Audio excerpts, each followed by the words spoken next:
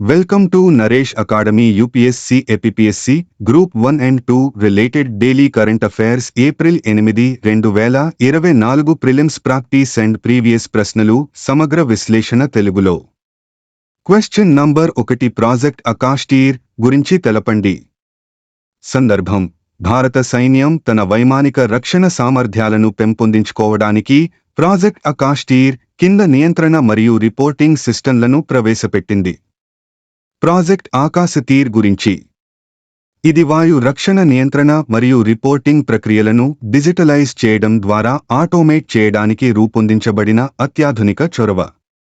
స్నేహపూర్వక విమానాల భద్రతను నిర్ధారించడానికి మరియు వివాదాస్పద గగనతలంలో శత్రు విమానాలను నిమగ్నం చేయడానికి శక్తి కోసం అపూర్వమైన స్థాయి పరిస్థితుల అవగాహన మరియు నియంత్రణను అందించడం దీని లక్ష్యం. ఇది భారత సైన్యం యొక్క యుద్ధ ప్రాంతాలపై తక్కువ స్థాయి గగనతలాన్ని పర్యవేక్షించడానికి మరియు నేల ఆధారిత వాయు రక్షణ ఆయుధ వ్యవస్థలను సమర్థవంతంగా నియంత్రిస్తుంది.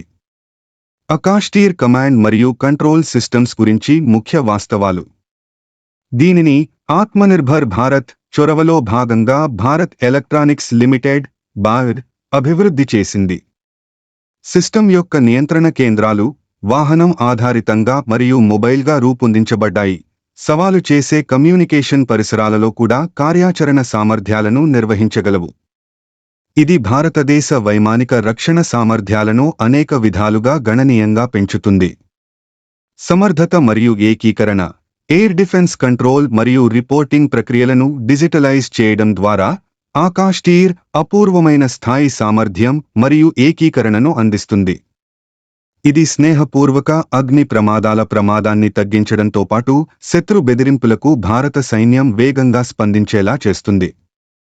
సిట్యుయేషనల్ అవేర్నెస్: ఇది రాడార్ మరియు కమ్యూనికేషన్ సిస్టంలను ఏకీకృత నెట్వర్క్లోకి అనుసంధానిస్తుంది. ఇది భారత సైన్యానికి అపూర్వమైన పరిస్థితుల అవగాహనను అందిస్తుంది. ఇది శత్రు లక్ష్యాలను మరింత ప్రభావవంతంగా గుర్తించడానికి మరియు నిమగ్నం చేయడానికి వారిని అనుమతిస్తుంది. ఆటోమేషన్: మొత్తం మీద ఆకాశ్ తీర్ యొక్క విస్తరణ వాయు రక్షణ కార్యకలాపాల పూర్తి ఆటోమేషన్ వైపు దూసుకుపోవడాన్ని సూచిస్తుంది. క్వశ్చన్ నంబర్ 2 చాంగ్పా తెగ ఎందుకు వార్తాలో ఉంది? చైనీస్ చొరబాటు కారణంగా వేలాది చదరపు కిలోమీటర్ల భూమిని కోల్పోతున్న చాంగ్పా సంచార తెగల దుస్థితిని ఎత్తిచూపేందుకు పాష్మినా సరిహద్దు మార్చ్ను విరమించుకోవాలని వాతావరణ కార్యకర్త సోనం వాంగ్చుక్ మరియు లేహ్ అపెక్స్ బాడీ ల్యాబ్ నిర్ణయించారు. చాంగ్పా తెగ గురించి: చాంగ్పా లేదా చంపా ప్రధానంగా ఆగ్నేయ లడఖ్లోని చాంగ్టాంగ్ పీఠభూమిలో కనిపించే పాక్షిక సంచార ప్రజలు. చైనాలోని టిబెట్ అటానమస్ రీజియన్ యొక్క పశ్చిమ ప్రాంతాలలో తక్కువ సంఖ్యలో నివసిస్తున్నారు. వారు టిబెటన్లతో భాషా మరియు సాంస్కృతిక అనుబంధాలను పంచుకుంటారు. వారు అధిక ఎత్తులో ఉన్న పశువుల కాపరులు, ప్రధానంగా యాక్స్ మరియు మేకలను పెంచుతారు. ఇవి సముద్ర మట్టానికి సగటున 4500 మీటర్ల ఎత్తులో నివసిస్తాయి. మతం: అన్ని చాంగ్పా కుటుంబాలు టిబెటన్ బౌద్ధమతాన్ని తమ మతంగా ప్రకటిస్తాయి. రెబో అని పిలువబడే వాటి శంఖాకార యాక్స్కిన్ టెంట్ల ద్వారా వాటిని గుర్తించవచ్చు. ప్రతి రీబూలో కుటుంబ దేవత మరియు వారి ఆధ్యాత్మిక అధిపతి, చాలా సందర్భాలలో దలైలామా యొక్క చిత్రం ఉంటుంది. సెమీ సంచార జీవనశైలి: సంచార జీవితాలను గడిపే చాంగ్పాను ఫాల్పా అని పిలుస్తారు, అయితే స్థిరమైన ప్రదేశాలలో స్థిరపడిన వారిని ఫాంపా అని పిలుస్తారు. చాలా మంది చాంగ్పాలకు జంతువుల పెంపకం మరియు వాటి ఉత్పత్తులను, పాలు మరియు దాని ఉత్పత్తులు, జుట్టు మరియు మాంసం తినడం మరియు అమ్మడం మాత్రమే జీవనోపాధి. వారు అరుదైన పష్మినా, కాష్మెరే ఫైబర్ను అందించే అత్యంత వంశపారంపర్య మరియు విలువైన చంగ్రా మేకలను, కాప్రా హిర్కస్ పెంచుతారు. ఇది అన్ని మేక వెంట్రుకలలో అత్యుత్తమ ఫైబర్. వారి బౌద్ధ విశ్వాసం మాంసం కోసం జంతువులను చంపడానికి అనుమతించదు. జంతువులు సహజంగా మరణించినప్పుడు మాత్రమే కళేబరాలు మాంసం మరియు దాచడానికి ఉపయోగించబడతాయి. చాంగ్పాలు తమ గుడిసెలు వేయడానికి మరియు వస్త్రాలను తయారు చేయడానికి ఉపయోగిస్తారు. 1989లో చాంగ్పా షెడ్యూల్డ్ తెగగా భారతదేశంలో అధికారిక హోదాను పొందింది. Question number 3 Agnibaan SOrTeD rocket పరీక్షా ప్రయోగం వాయిదా గురించి తెలపండి. వారిలో ఎందుకుంది?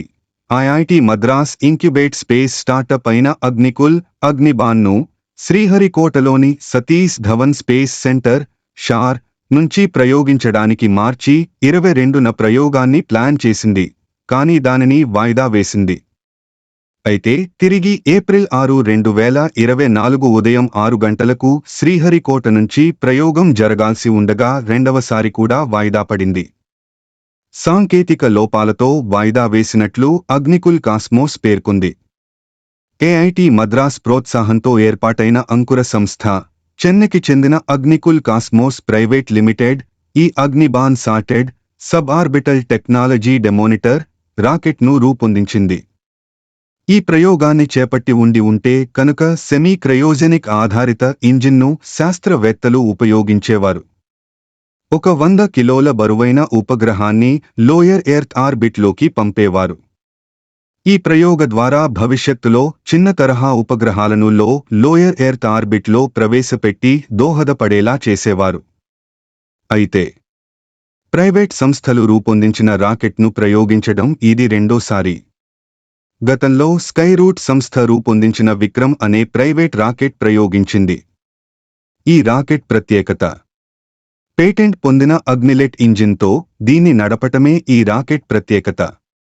3D printed 6KN semi cryogenic engine సాయంతో దీన్ని ప్రయోగించారు. ఇస్రో ఇప్పటి వరకు ఈ సాంకేతికను వినియోగించలేదు. దీన్ని పూర్తిగా దేశీయంగా అభివృద్ధి చేశారు. అగ్నికుల్ రాకెట్ 18 మీటర్ల ఎత్తు ఉండగా 1.3 మీటర్ల వెడల్పు ఉంది. ప్రయోగ సమయంలో దీని బరువు 14,000 కేజీలుగా ఉంటుంది. ఈ అగ్నిలెట్ ఇంజిన్లలో లిక్విడ్ ఆక్సిడైజర్ అనే ఇంధనం సాయంతో 3 దశలుగా రాకెట్ని ప్రయోగిస్తారు. గత ఏడాది ఆగస్టు 15న ఈ సంస్థ ఒక ప్రయోగాన్ని విజయవంతంగా పూర్తి చేయగా తాజాగా మరోసారి ప్రయోగాన్ని చేపట్టింది. ఈ రాకెట్ దాదాపు 700 కిలోమీటర్ల కక్షలోకి 300 కిలోల వరకు పేలోడ్ను మోసుకువెళ్లగలదు. పోషకాహారాన్ని మెరుగుపరచడానికి మరియు స్థితిస్థాపకతను ఉత్పత్తి చేయడానికి కమ్యూనిటీలతో కలిసి పనిచేస్తుంది. క్వశ్చన్ నంబర్ 4 ఐఎన్ఎస్ శారదా ఎందుకు వార్తలో ఉంది? సందర్భం: ఇండియన్ నేవీకి చెందిన ఒక నౌక ఇన్స్ శారదా యాంటీ పైరసీ ఆపరేషన్ల సమయంలో దాని శ్రేష్టమైన పనితీరుకు on the spot unit citation అవార్డును అందుకుంది. కొచ్చిలోని సదరన్ నేవల్ కమాండ్ను సందర్శించిన సందర్భంగా నావికాదళ చీఫ్ అడ్మిరల్ ఆర్ హరికుమార్ ఈ గౌరవాన్ని అందజేశారు. సోమాలియా తీరంలో సముద్రపు దొంగల చేతిలో బందీలుగా ఉన్న ఇరాన్ ఫిషింగ్ ఓడ నుండి 19 మంది సిబ్బందిని విజయవంతంగా రక్షించడంలో ఇన్స్ శారదా యొక్క కీలక పాత్రను ఈ ప్రశంస గుర్తిస్తుంది. కార్యాచరణ వివరాలు: సముద్రపు దొంగలు హైజాక్ చేసినట్లు అనుమానిస్తున్న ఇరాన్ ఫిషింగ్ ఓడ ఒమారిపై దర్యాప్తు చేసే బాధ్యత ఇన్స్ శారదాకు ఉంది. నిఘా ఇన్పుట్ల ఆధారంగా ఓడను అడ్డగించింది మరియు రాత్రంతా రహస్య నిఘాను నిర్వహించింది. దాని సమగ్ర హెలికాప్టర్ మరియు ప్రహార్ బృందాన్ని ఉపయోగించి ఇన్స్ శారదా ఫిబ్రవరి 2, 2024 ప్రారంభ గంటలలో వేగవంతమైన మరియు నిర్ణయాత్మక చర్యలను ప్రారంభించింది. ఓడ యొక్క దూకుడు వైఖరి సముద్రపు దొంగలను, సిబ్బందిని మరియు నౌకను క్షేమంగా విడుదల చేయవలసి వచ్చింది. చర్యల యొక్క ప్రాముఖ్యత: విజయవంతమైన రెస్క్యూ మిషన్ హిందూ మహాసముద్ర ప్రాంతంలో సముద్ర భద్రత మరియు భద్రతకు భారత నావికాదళం యొక్క నిబద్ధతకు ఉదాహరణ. ఇన్స్ శారదా యొక్క సత్వర ప్రతిస్పందన మరియు సవాలు పరిస్థితులలో సమర్థవంతంగా అమలు చేయడం భారత నౌకాదళం యొక్క వృత్తి నైపుణ్యం మరియు సంసిద్ధతను నొక్కి చెబుతుంది. ఈ ఆపరేషన్ సముద్రంలో విలువైన ప్రాణాలను కాపాడడమే కాకుండా ఈ ప్రాంతంలో నమ్మకమైన భద్రతా భాగస్వామిగా భారతదేశం యొక్క ఖ్యాతిని పెంచింది. Question number 5 green credit programme గురించి తెలపండి. Group 2 main 2024.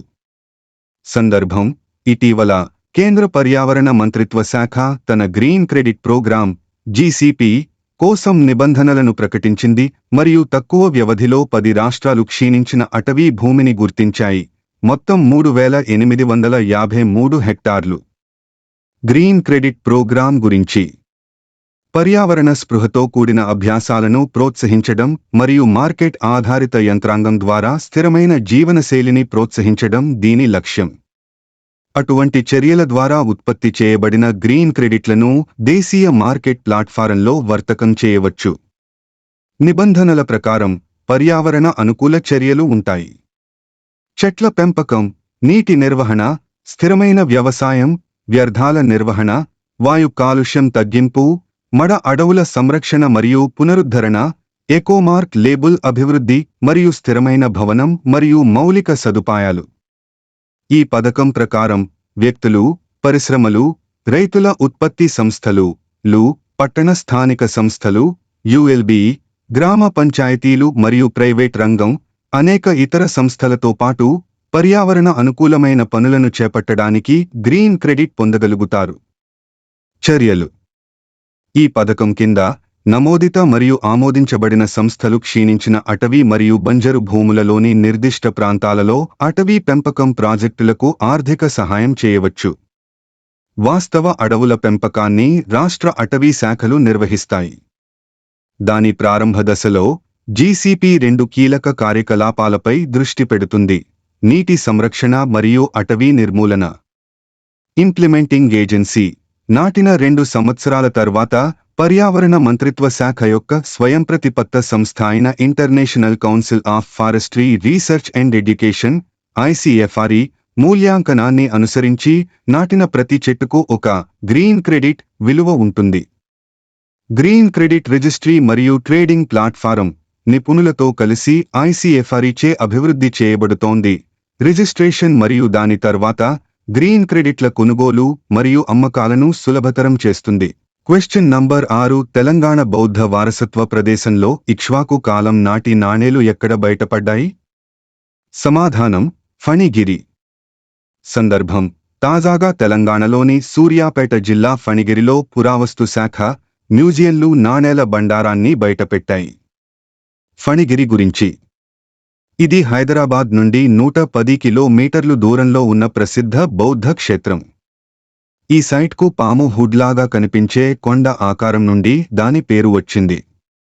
సంస్కృతంలో ఫణి అంటే పాము అని, గిరి అంటే కొండ అని అర్థం. ఇది డెక్కన్ యొక్క పశ్చిమ మరియు తూర్పు తీరాలను కలిపే పురాతన వాణిజ్య మార్గం. దక్షిణ లో వ్యూహాత్మకంగా ఉన్న ముఖ్యమైన బౌద్ధ ఆరామాలలో ఒకటిగా నమ్ముతారు. తవ్వకం యొక్క ఇతర ఫలితాలు నాణేలు: ఒకవైపు ఏనుగు గుర్తు, మరోవైపు ఉజ్జయిని గుర్తు ఉన్న సీసపు నాణేలు కనిపిస్తాయి. పురావస్తు శాస్త్రవేత్తల ప్రకారం నాణేలు 3వ శతాబ్దం మరియు 4వ శతాబ్దపు సాధారణ యుగానికి చెందిన ఇక్ష్వాకు కాలానికి చెందినవి.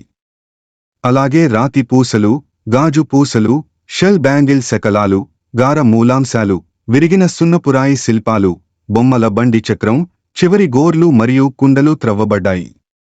మహాస్తూపం, చైత్యగృహాలు, ఓటీయు స్తూపాలు, స్తంభాలతో కూడిన సభా మందిరాలు, విహారాలు, వివిధ స్థాయిలలో మెట్లు ఉన్న వేదికలు, అష్టభుజ స్తూప చైత్యం, 24 మెనస్ స్తంభాల మండపం, వృత్తాకార చైత్యం మరియు టెర్రకోట వస్తువు పూసలు, ఇనుప పూసలు, అర్ధనమూల్యమైన వస్తువులు, లేబుల్ శాసనాలు మరియు పవిత్ర అవశేష పేటిక కూడా తవ్వబడ్డాయి. అన్ని సాంస్కృతిక అంశాలు 1వ శతాబ్దం BCE నుండి 4వ శతాబ్దం CE వరకు డేటాబుల్. Question number 7. పారిస్ ఒప్పందం ప్రకారం జాతీయంగా నిర్ణయించబడిన విరాళాల యొక్క ప్రాథమిక లక్ష్యం కింది వాటిలో ఏది? 1. పర్యావరణ అనుకూల ఉత్పత్తుల కోసం గ్లోబల్ ఫ్రీ ట్రేడ్ జోన్ను ఏర్పాటు చేయడం. 2. అన్ని దేశాలకు గ్రీన్ హౌస్ వాయు ఉద్గారాల తగ్గింపు కోసం బైండింగ్ లక్ష్యాలను సెట్ చేయడం. 3. వ్యక్తిగత దేశాల ద్వారా స్వచ్ఛంద వాతావరణ మార్పు కార్యాచరణ ప్రణాళికల కోసం ఒక ఫ్రేమ్వర్క్ను రూపొందించడం. 4. కర్బన ఉద్గార పరిమితులను మించిన దేశాలపై ఆర్థిక జరిమానాలు విధించడం. సరైన సమాధానం సి. వివరణ: పారిస్ ఒప్పందం ప్రకారం జాతీయంగా నిర్ణయించబడిన విరాళాల యొక్క ప్రాథమిక లక్ష్యం వ్యక్తిగత దేశాలు తమ స్వచ్ఛంద వాతావరణ మార్పు కార్యాచరణ ప్రణాళికలను రూపొందించడానికి ఒక ఫ్రేమ్వర్క్ను అందించడం. గ్రీన్ హౌస్ వాయు ఉద్గారాలను తగ్గించడానికి మరియు వాతావరణ మార్పుల ప్రభావాలకు అనుగుణంగా ప్రతి దేశం యొక్క నిర్దిష్ట లక్ష్యాలు విధానాలు మరియు చర్యలను కలిగి ఉంటాయి. సందర్భం: భారత వాతావరణ శాఖ భారతదేశానికి సగటు కంటే ఎక్కువ వేడి వేవ్ రోజులను అంచనా వేసింది. ఇది బహుళ ప్రాంతాలపై ప్రభావం చూపుతుంది. ఎల్ నినో సంఘటన బలహీనపడుతుంది కానీ ప్రపంచవ్యాప్తంగా వెచ్చని ఉష్ణోగ్రతలకు దోహదపడుతుంది. వేడి తరంగాల పరిస్థితులను మరింత తీవ్రతరం చేస్తుంది. ఉష్ణ తరంగాల పునరావృతం మరియు తీవ్రతలో వాతావరణ మార్పు కీలకమైన అంశంగా పేర్కొనబడింది. Question number 8. Nagarjuna Sagar Srisailam tiger రిజర్వ్కి సంబంధించి కింది వాటిలో సరైనది ఏది? 1. విస్తీర్ణం ప్రకారం ఇది భారతదేశంలో రెండవ అతిపెద్ద పులుల సంరక్షణ కేంద్రం. 2. ఇది పూర్తిగా ఆంధ్రప్రదేశ్ రాష్ట్రంలోనే ఉంది. 3. ఇది భారతదేశంలో క్లిష్టమైన పులుల ఆవాసంగా గుర్తించబడిన అతిపెద్ద ప్రాంతాన్ని కలిగి ఉంది. 4. రిజర్వ్లో కనిపించే ప్రాథమిక వృక్ష రకం ఉష్ణమండల వర్షారణ్యం. సరైన సమాధానం సి. వివరణ: Nagarjuna Sagar Srisailam tiger reserve NSTR భారతదేశంలో అతిపెద్ద టైగర్ రిజర్వ్ మరియు ఇది క్రిటికల్ టైగర్ హాబిటాట్ సిటిహెచ్ గా గుర్తించబడిన అతిపెద్ద ప్రాంతాన్ని కూడా కలిగి ఉంది. పులులు మరియు వాటి ఆవాసాల దీర్ఘకాలిక పరిరక్షణకు ఈ హోదా చాలా కీలకం. రిజర్వ్లో కనిపించే ప్రాథమిక వృక్ష రకం ఉష్ణమండల పొడి ఆకురాల్చే అడవి. ఎన్ఎస్టీఆర్ ప్రధానంగా ఆంధ్రప్రదేశ్ రాష్ట్రంలో ఉన్నప్పటికీ ఇది పొరుగు రాష్ట్రాలైన తెలంగాణ మరియు కర్ణాటకలో కూడా విస్తరించి ఉంది. సందర్భం: అహోబిలం ఆలయానికి వచ్చే భక్తులపై ఆంక్షలు విధించారు. నల్లమల అడవుల్లో ఉన్న 9 ఆలయాలతో కూడిన ఈ క్షేత్రానికి వచ్చే సందర్శకులపై అటవీ శాఖ మరియు అహోబిలం శ్రీ లక్ష్మీ నరసింహ స్వామి దేవస్థానం కొన్ని ఆంక్షలు విధించాయి. ఈ అటవీ ప్రాంతం నాగార్జున సాగర్ శ్రీశైలం టైగర్ రిజర్వ్ను కవర్ చేస్తుంది. ఇది 1983లో టైగర్ రిజర్వ్గా ప్రకటించబడింది. Ahobilam national tiger conservation authority, అటవీ, పర్యావరణ మరియు వాతావరణ మార్పుల మంత్రిత్వ శాఖ ద్వారా వన్యప్రాణి సంరక్షణ చట్టం 1972లోని నిబంధనల ప్రకారం ఏర్పాటు చేయబడింది. ఈ ప్రాంతానికి ప్రత్యేకమైన అరుదైన వృక్షజాలం మరియు జంతుజాలాన్ని పర్యవేక్షిస్తుంది. పవన నరసింహ దేవాలయం చుట్టూ ఉన్న అటవీ ప్రాంతంలో ఎర్రచందనం, చిరుతపులులు, జింకలు ఉన్నాయి. 5 పులులు కూడా ఈ ప్రాంతంలో నివసిస్తాయి. వన్యప్రాణుల రాకపోకలపై ప్రభావం చూపే తీవ్రమైన వేడిగాలుల నేపథ్యంలో ఆంక్షలు విధించారు.